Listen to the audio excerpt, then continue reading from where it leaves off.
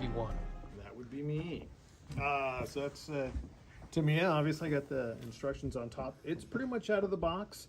Of course, it wouldn't be a kit unless I 3D printed some stuff. The tracks are 3D printed. Really? The storage boxes are 3D printed because the ones in the kits were just too thick. And that's an old Tamiya kit too. oh yeah, The tracks are too and thick. then the fenders are 3D printed as well. But I think this kit, Tamiya, is redoing the molds and stuff. Yeah. There's a bunch of kits they're going through. Yeah. And updating them. 2020 And yeah. IPMS when the directions were printed, but the kit itself. So you said the tracks were too thick? Well, just like the storage boxes Yeah. on the side here, just the ones in the kit were way too thick. Oh, yeah. And then one of the things when I was able to print them, I was talking about earlier, I don't cure them, and so I could take them off the supports. But since they're awfully soft, I can dent them. Oh, Because that I is found out neat. if I cure it, they get super brittle. Yeah, and so I'm right. trying to do something with it, and it just cracks and shatters. That is smart. great. That is a great tip. Yeah, that's great. But yeah, To and get, then, them to get them to sag properly. Yeah. yeah, and then I got a little accessories, some guns and whatnot. This is the figurine that was in the kit. I kind of modded him a little bit. I tilted his head up, and then this, the driver here is Evolution figurine. Man, there's Figure- not much safety for that driver, that turret, is there? No, I know. They did not believe it. You got to be buttoned up or Yeah, because headless. you're gonna Yep. get yourself chopped off there. But yeah, went together great. It's a Tamiya kit.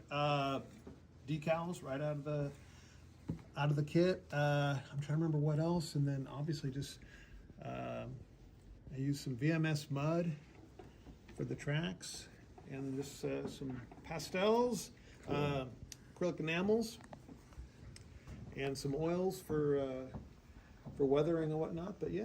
What kind of cat hair did you use for the straw? Okay, that's actually a sea ball. It's you get these here. I'm paying money for something that comes rolling up on the sea, I guess somewhere. But it's a little ball of straw, and you can pull tufts of it. Oh, You really? Kind of chop it up.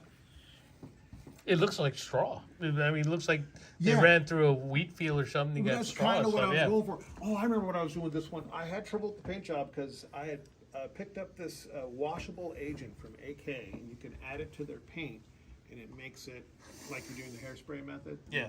Without spraying any. It worked, but it worked really well.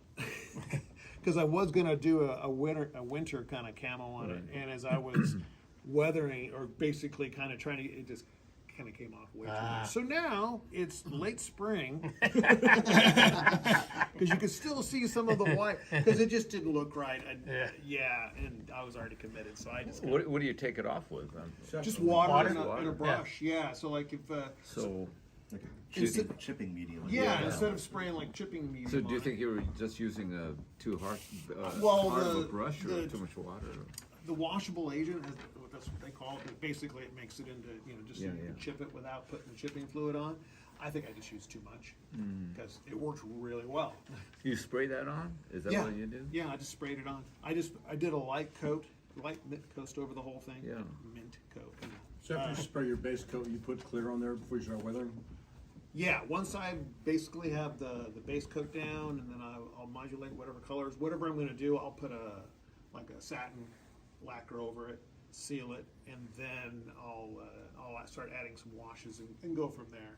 I might put usually maybe two coats of lacquer on it, and then maybe one last, just to seal everything. It's always lacquer your coats are? Yeah.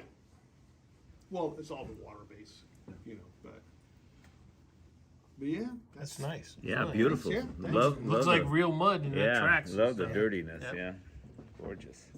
yeah. I have a tendency to overweather. That's why I like. No such thing. Yeah.